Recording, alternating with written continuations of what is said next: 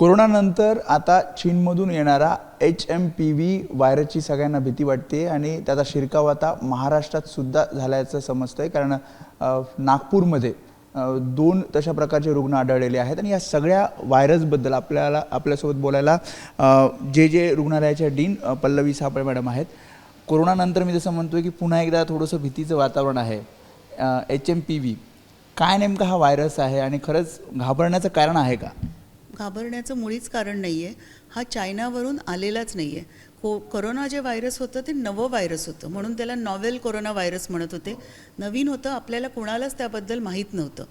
हे जे व्हायरस आहे हे निदान 50 ते 60 वर्षापासून जगभर आहे आणि आपल्या देशात देखील 2004मध्ये पुण्यात, 2011मध्ये एम्समधून स्टडी पब्लिश झाली आहे आणि गेल्या वर्षीच पुण्याच्या KEM हॉस्पिटलचा एक पब्लिश रिपोर्ट आहे ज्याच्यात 13% मुलांना HMPV व्हायरस आहे. महाराष्ट्रात पुण्यात, आपल्या मुंबईत हे रेकॉर्ड आहे. कारण का ही व्हायरस जे आहे हे युबिक्युटस म्हणतो तसं आहे, अक्षरशः सगळीकडे आहे, जगातल्या सगळ्या देशात आहे आणि 5 वर्षाच्या मुलांना नॉर्मली त्याला इम्युनिटी पण येऊन जाते. म्हणजे 5 वर्षाचं मूल होईपर्यंत प्रत्येक मुलाला त्या व्हायरसची संपर्क येऊन गेलेला असतो आणि त्याच्याकडे त्याचं थोडंफार प्रोटेक्शन आलेलं असतं. एवढी दक्षता का घेतली जाते? म्हणजे राज्य सरकार असेल किंवा केंद्र सरकार असेल, गाईडलाईन्स काढल्या जात आहेत आणि त्याच्यानुसार हे संसर्गजन्य रोग आहे किंवा श्वसनाचा संसर्ग आहे तशा प्रकारे सांगितलं जातं किंवा तशा प्रकारे सर्वे करण्याचं सुद्धा सांगितलं जातं.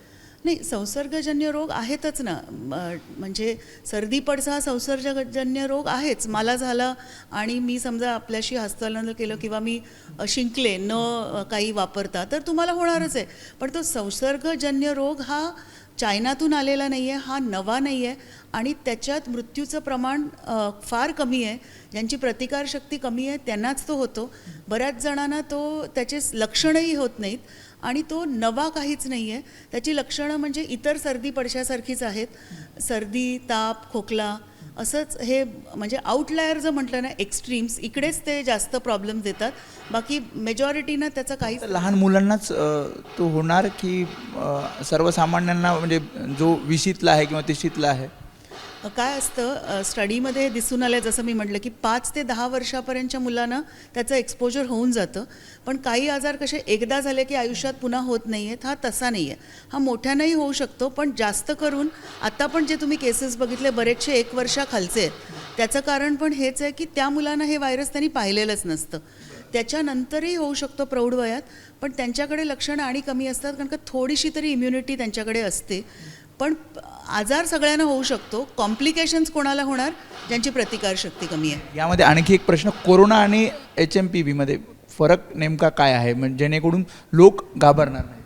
कोरोनामध्ये कॉम्प्लिकेशन्स जास्त व्हायची, पेशंट्समध्ये व्हेंटिलेटरमध्ये जाण्याचं प्रमाण जास्त होतं. कोरोना म्युटेट खूप व्हायचा, म्हणजे आपणच बघितलं की विविध लाटा आल्यात आणि कोरोनात लाँग टर्म साईड इफेक्ट्स पण खूप होते. लाँग कोविड ज्याला म्हटलं जातं, ह्यामध्ये हा संसर्गजन्य पण कमी आहे. साईड इफेक्ट लक्षणं सर्दी, ताप, खोकला हीच जास्त करून होतात. पण ज्यांना जास्त त्रास आहे त्यांनी डॉक्टरकडे जावं, पण ते प्रमाण खूपच कमी आहे त्या पेशंट्सचं. घरी बसून सुद्धा हा? हो, नक्कीच. उलट घरीच थांबावं आणि सर्दी, ताप, खोकला जी लक्षणं आहेत त्याची ट्रीटमेंट घ्यावी. आणि जसं मी म्हटलं की दरवर्षीचे रेकॉर्ड काढले. गेल्या वर्षी HMPV होता का भारतात? होता. त्याच्या आदल्या वर्षी होता का? होता. 2002 ते 3 पासून आपल्याकडे रेकॉर्ड्स आहेत की आपल्याकडे हा आजार होता. रिसर्च आहे. शेवटचा प्रश्न, होऊ नये यासाठी काय काळजी घ्यायची?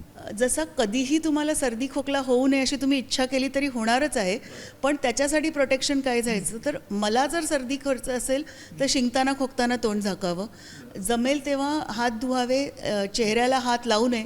जे कोरोनासाठी केलं तेच करायचं, पण मास्क वगैरेची गरज नाही आहे. मास्क त्यांनीच घालावं ज्यांना लक्षणं आहेत किंवा ज्यांची प्रतिकारशक्ती कमी आहे. की खूप कमी वजनाचं बाळ हॉस्पिटलमधून डिस्चार्ज होऊन घरी गेलं आहे, त्याला जर इन्फेक्शन झालं तर त्याची प्रतिकारशक्ती कमी आहे. कॅन्सरचा पेशंट आहे, ट्रान्सप्लांटचा पेशंट आहे, अशा लोकांनी थोडं जास्त जपावं. बाकीच्यांनी पण मी जसं म्हटलं की ते इतकं सहज पसरतं की 5 ते 10 वर्षाच्या मुलापर्यंत प्रत्येकाला एक्सपोज होऊन जाते. म्हणजे जरी आता केसेस वाढल्या, आता 2 केसेस आहेत नागपूरच्या, जर महाराष्ट्रात केसेस वाढल्या तरी घाबरायचं कारण? केसेस वाढल्या म्हणजे काय, तुम्ही तपासण्या वाढवल्या, केसेस तेवढ्याच आहेत जेवढ्या गेल्या वर्षी होत्या. तुम्ही तपासण्या वाढवल्या की तुम्हाला पॉझिटिव्ह रिपोर्ट्स दिसू लागतील. RT-PCR करायला लागलात, हे डायग्नोज करायचा एकच मार्ग आहे, RT-PCR. आता समजा 10 जणांना सर्दी पडसं झालं आहे, त्यांचं आपण टेस्टिंग केलं तर त्यातले एखाद दुसरा HMPV येणारच आहे. रुग्णालयात काही विशेष वॉर्ड किंवा असं काही? जे केंद्र सरकारचे निर्देश आहेत आणि आमचे माननीय मंत्री हसन मुश्रीफ सरांनी जे निर्देश दिले त्याप्रमाणे सध्या काही स्पेशल प्रिकॉशन्स घेतले नाही जात आहेत. सेपरेट OPD किंवा सेपरेट वॉर्डची गरज नाही आहे. आम्ही फक्त आकडा मॉनिटर करतो आहे आणि आम्हाला जर कुठून निर्देश आले की व्हायरस बदलला आहे, पण आता 50 वर्ष जो बदलला नाही तो आत्ताच बदलेला याचं काही कारण नाही आहे. कोविड कसा खूप बदलत होता, हा बदलत नाही आहे. त्यामुळे डॉक्टर सापळे यांनी सांगितले की घाबरण्याचं कुठलंही कारण नाही आहे. कोरोनासारखा तसा डेंजरस हा HMPV नाही आहे आणि अनेक वर्षांपासून म्हणजे मागील काही वर्षांपासून हा तसा महाराष्ट्रात किंवा महाराष्ट्रातल्या अनेक लहान मुलांमध्ये HMPV व्हायरस आढळलेला आहे आणि त्यामुळे सर्दी ताप खोकल्यासारखाच हा व्हायरस आहे. त्यामुळे घाबरून न जाता योग्य ते उपचार करावेत आणि योग्य ती खबरदारी घ्यावी असंच सूचना त्यांनी केल्यात. कॅमेरामन अरविंद वारगेसह मी वेदांत नेब, ABP माझा, मुंबई.